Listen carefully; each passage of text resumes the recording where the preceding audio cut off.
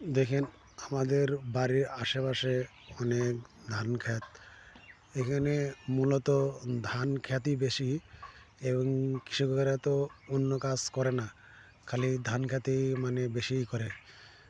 আর ধানও হয় বেশি, কিন্তু বেশিরভাগ ধান হয় বেশি, কিন্তু এই টাইমে বাড়ির সাইডে বেশিরভাগ ধান ক্ষেত করে বেশি।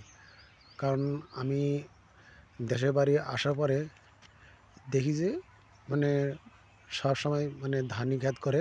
আর যে টাইমে অন্য অন্য মানে হয় সেই টাইমে তো আমি তো আসি না। আমি ঢাকাতে জব করি।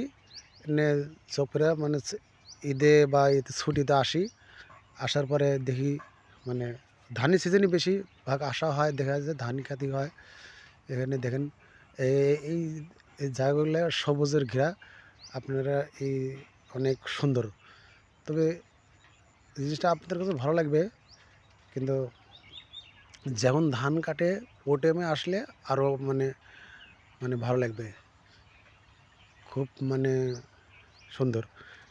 কিন্তু এরকম দৃশ্যটা কোথাও মানে পাওয়া যায় না। তবে এই প্রাকৃতিক জায়গাটা অনেক ভালো। ধান গাছগুলা আসলে যখন কৃষকরা ধান কাটে অবশ্য, কিন্তু ওই টাইমে আসলে আপনাদের কাছে অনেক ভালো লাগে। আপনার আমাদের ওই সাইডে বাড়ির ওই সাইডে দেখতেছেন মানে কিছু কিছু বাড়ির জমির মাঝখানে কিছু ঘর, সেখানে কিছু মাঝে মাঝে ঘর আর জায়গাগুলো ফাঁকা আছে। আমাদের বাড়িটা হলে এই এই জমির সাইডে পিছে ও দেখেন না, ও সাইডে কৃষকেরা কাজ করতেছে, মানে দূরে দূরে বাড়ি এগুলা, বাড়িগুলো অনেক দূরে দূরে। কিন্তু দেখেন অনেকেই মানে কৃষকেরা করতেছে মানে জমিতে পোকা মারার জন্য মানে করতেছে। আপনাদের দেখাতে পারতেছি বা ওই সাইডে অনেক দূরে হয়, ধান খেতে পোকা মারার জন্য ওষুধ দিতেছে। ধান খেতে বেশিরভাগ পোকা ধরে বেশি, কিন্তু ওষুধ দেওয়া লাগে বেশি। এখানে আমাদের সাইডে দেখেন মেশিন ঘর আছে, মেশিন ঘরে মানে পানি দেওয়া লাগে।